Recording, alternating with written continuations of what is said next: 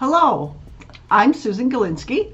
And I'm Denise Grace, and we're the founders of G Squared.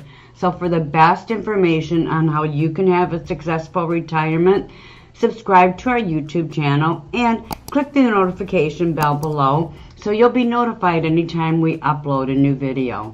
So today's video is the topic of, do I or we have enough money to successfully retire? Well, by the end of this video, we will give you all of the necessary information for you to be able to assess your retirement readiness. So, do you have enough money to retire? The answer is, it depends. It depends. So, it depends on what are your fixed monthly expenses. It depends on what type of guaranteed monthly income will you be have coming in every month. And when it comes to those fixed expenses, no matter what age you are, we always suggest start writing down all of your expenses. Keep track. I'm not saying make a budget, but it's a good idea to know where your money's going so you'll know how much you'll need when you retire. And what we suggest is, get out a pad of paper, sit down with your spouse, start writing down the items that come in every month, like your mortgage, how much you spend on gas, your utilities, whatever. But I always suggest, internet, their cable. There's just so many that we just forget about. And I always suggest, for that reason, leave that pad of paper sitting on your kitchen counter. And as you think of something, jot it down, because how much does a manicure cost? Because we've seen people that they'll literally go, oh, I need $3,000 a month. By the time they write everything down, it's more like $6,000 a month. So when you retire is not when you want to have those surprises. So just jot everything down. If you would like a copy of a fillable budget worksheet, we've included a link below where you can simply download one to kind of get you started. Yeah, right off the internet. It's very easy, but like Denise said, we also have one that you can use, that we use with our clients when we're putting their information in our software. Point number 1, always know what your monthly expenses are. And in addition to that, you should know what your current debts are and when those debts are projected to be paid off. So back to our question, how will I know if I have enough money to retire successfully? Well, one thing that we haven't talked about is, where are your sources for guaranteed income? So you have all this money that's sitting in possibly a 401k, 403b, traditional IRA, but that is all pre-tax money. So let's go back to the original question that was asked. Will you have enough money to be able to retire successfully? Well, the biggest mistake that we see people do is they focus on the amount of money that they've accumulated in pre-tax accounts, whether it's 401k, 403b, traditional IRAs. And what they forget is that, first of all, that is all pre-tax money. So the government is your partner, and at any time that you withdraw from there, they're going to take their share. And the second part of that is that usually it's invested in the market, and as we know, that market amount fluctuates daily. So the point here is that it is not producing guaranteed income at this time. So the point here is that every dollar that is in those pre-tax accounts is going to get taxed before you get to spend it. So let's go to point number 2. So the biggest mistake we see clients make is they focus on the amount of money they have. And by the amount of money, I mean they typically have the 401ks and the IRAs have a brokerage account, but really all they have a stack of paper. It's nothing that is in a plan. It doesn't generate any guaranteed income. In fact, a lot of people, when they get their statements, a lot of people we meet with, they'll look at that line on the statement that says, here's what you should be able to get in retirement. And they think that's like that's written in literal. gold. Yeah. And I have to remind them, no, that's a hypothetical number, and it could go down just as easily as it went up. That is not a plan. A stack of paper in your junk drawer is not a plan. And there's certainly no plan in there to generate guaranteed income for the rest of your life.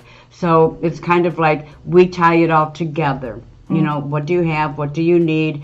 What do you have left over that you can grow and combat inflation? Absolutely. So point number 2 here is make sure that your monies are working as hard as you worked all those years to put that money away. So let's talk about what would be examples of guaranteed income. Well, for those of us who are fortunate enough to have a pension, that's a source of guaranteed income. Social Security, when you file for that and start receiving that every month, guaranteed income. So, and there is one other thing that can provide guaranteed income for the rest of your life or the rest of your life and your spouse's life.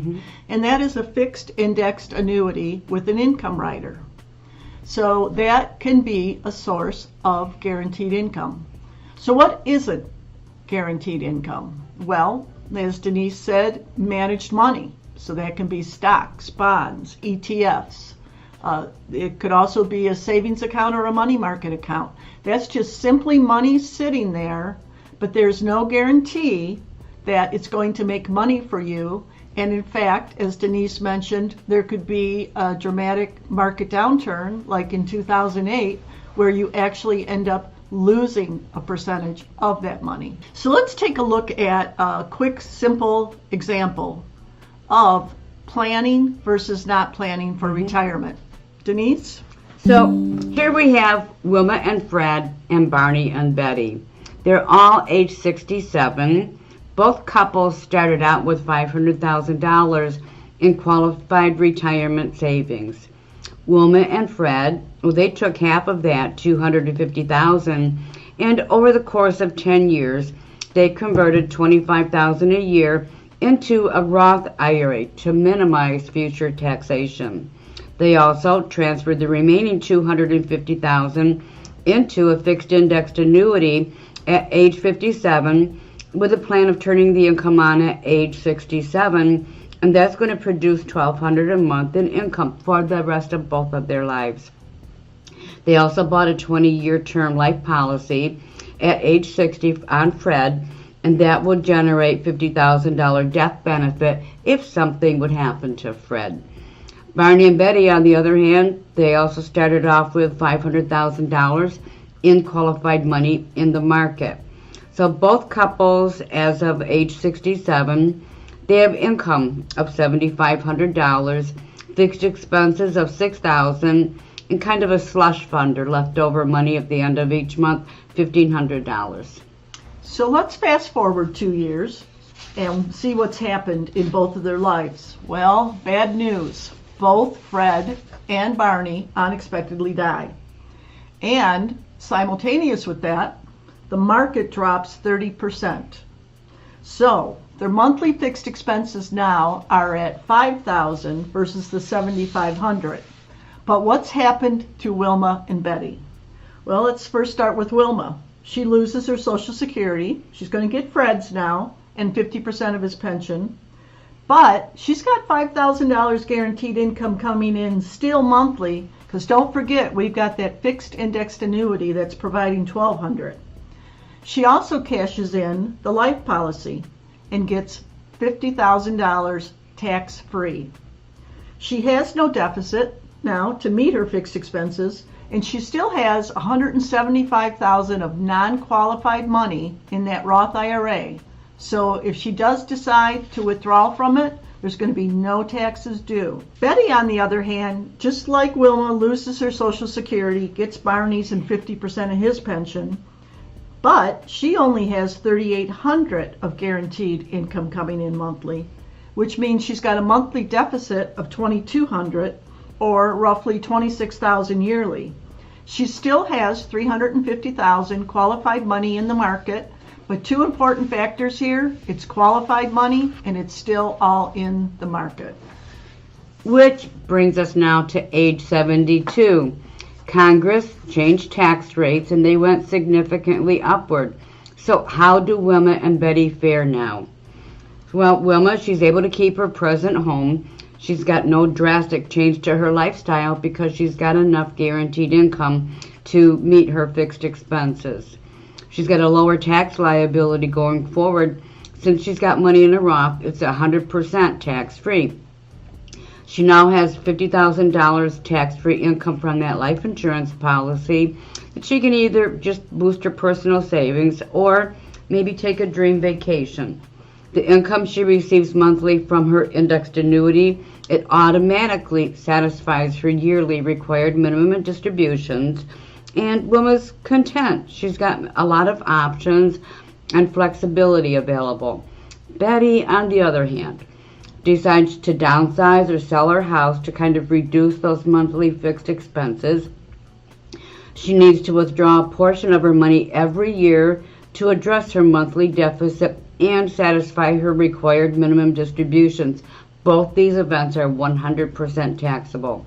So now Betty worries that if she lives too long, she could eventually run out of money as inflation and taxes and sequence of return risk continues to deteriorate her retirement savings.